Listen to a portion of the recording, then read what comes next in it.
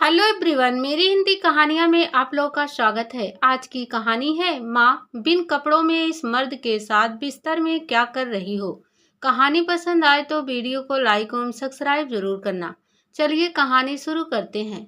जरीना और अरमान का खाता पीता और सुखी परिवार था। आज उनकी शादी की 25वीं सालगिरह थी। अरमान और जरीना ने केक काटने के बाद सबसे पहले अशोक बाबूजी को खिलाया। अशोक बाबूजी भी इसी परिवार का हिस्सा थे। जरीना और अरमान की 20 साल की बेटी रहनुमा आज भी अशोक बाबू से 5 साल की बच्ची की तरह लाड दिखाती है।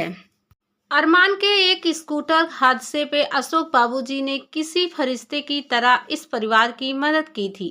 उस हादसे में अपनी टांग गंवाने के बाद अरमान की निर्भरता अशोक बाबूजी और ज्यादा बढ़ गई थी। इधर रहनुमा की शादी की बात चल रही थी। वह बहुत खूबसूरत और पढ़ी लिखी थी। उसके लिए एक से बढ़कर एक परिवारों के रिश्ते आ रहे थे। अरमान की खाला की सख्त हिदायत थी कि उनके समाज में ज़्यादा दूर के लोगों से रिश्ते नहीं किए जाते और उन्हें अपनी बेटी का निकाह अपने ही किसी एक परिचित परिवार में करना चाहिए। खाला के सुझाव को दरकिनार कर रात को खाने की टेबल पर अरमान ने अपनी बेटी से कहा, बेटा, हम तुम्हारे ऊपर अपनी पसंद नहीं थोपेंगे। तुम अपनी पसंद के लड़के से शादी कर सकती हो, भले ही वह किसी भी मजहब या जाति का हो, हमें फर्क नहीं पड़ता है। इसी बातचीत के दौरान अरमान ने जरीना की अधूरी लव स्टोरी का जिक्र कर दिया। जरीना बातचीत का मसला बदलने को कहकर बगैर पूरा खाना खाए उठ गई। अपने अधूरे इश्क का जिक्र आते ही जरीना असहज हो जाती थी। वह अपने पुराने प्यार को पूरी तरह भूल चुकी थी और अब उसके लिए टोकना उसे बुरा लगता था।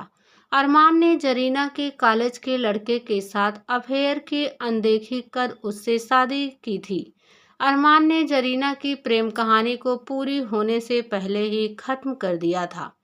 अरमान को इस बात का अफसोस था। अरमान जरीना की खूबसूरती और ऊंचे खानदान से होने के चलते इस कदर उतावला था कि उसने जरीना की प्रेम कहानी को सांप्रदायिक रंग देकर खत्म करा दिया और खुद उसका शौहर बन बैठा। अरमान ने जरीना का शरीर और उसका शौहर होने का हक तो हासिल कर लिया था, लेकिन जरीना की रजामंदी हासिल करने में उसे जवाना लग गया। जबरदस्ती जरीना का प्यार हासिल कर लेने के बाद अरमान को अपनी गलती का एहसास हुआ, लेकिन तब तक बहुत देर हो चुकी थी। रहनुमा के जन्म के बाद जरीना ने मन से अरमान को अपना पति मान लिया था और अब जाकर उनके रिश्ते मधुर हुए थे। इस परिवार की हंसी खुशी इसी तरह जारी थी।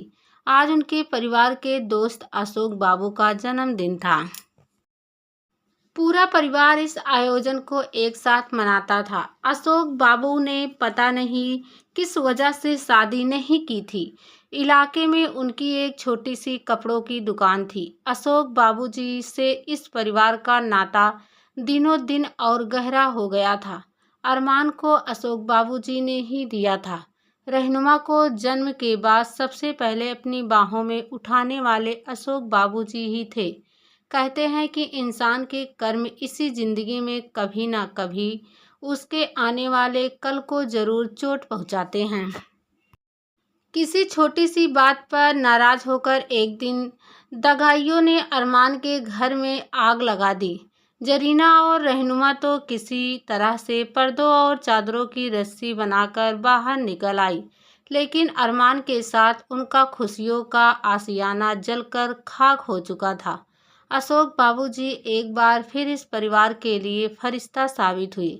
भयानक अग्निकांड के बाद जब उनका किसी रिश्तेदार ने सहयोग नहीं दिया, तो अशोक बाबूजी ने ही उन्हें अपने घर में पनाह दी।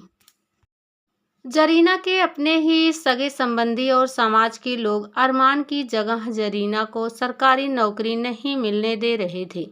बीमा की रकम मिलने में भी मुश्किलें डाले रहे थे।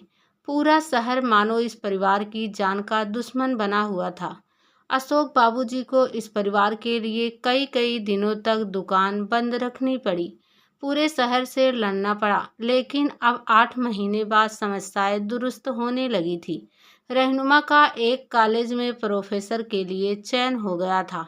आज उसका पहला दिन था।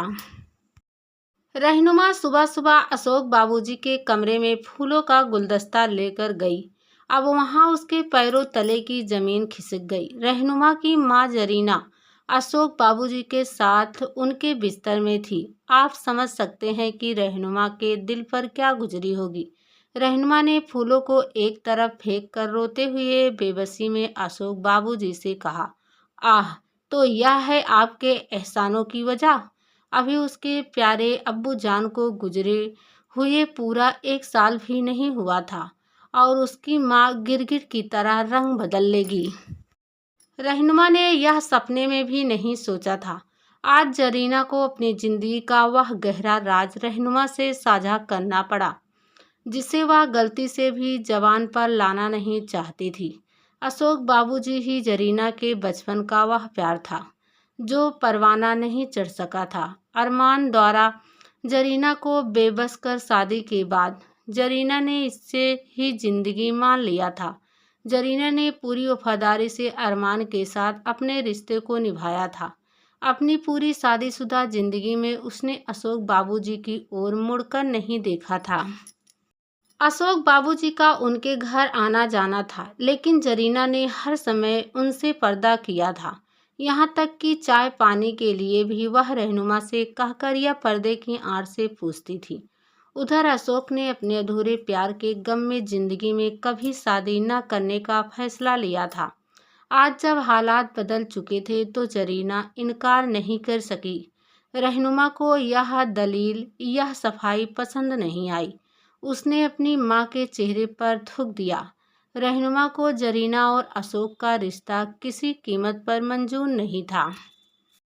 वह नहीं चाहती थी कि उसके अब्बा, जिनको खाक में मिलना नसीब नहीं हुआ था, उनकी बेवा किसी दूसरे धर्म के आदमी से जिस्मानी रिश्ता बनाए।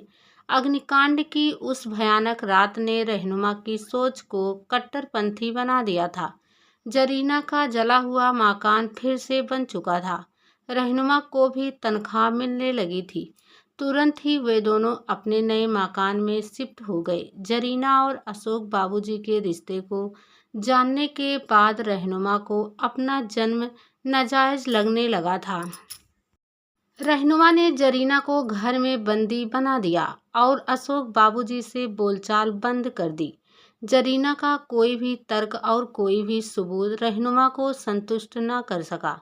रहनुमा की खातिर एक बार फिर जरीना और अशोक के मिलने का सपना अधूरा रह गया। रहनुमा की शादी करने के बाद जरीना ने अपनी सारी जायदाद बेटी और दामाद के नाम कर दी। अगले दिन जरीना बगैर किसी को बताए अशोक बाबूजी के साथ घर से भाग गई। जो काम अशोक और जरीना को आज से 30 साल पहले पूरा कर लेना चाहिए था, 50 साल की उम्र में वही काम कर उन्होंने अपनी अधूरी प्रेम कहानी को पूरा कर लिया था। दोस्तों, क्या रहनुमा की मां जरीना ने सही फैसला लिया था या गलत? कहानी पूरा पढ़ने के बाद कमेंट जरूर करना।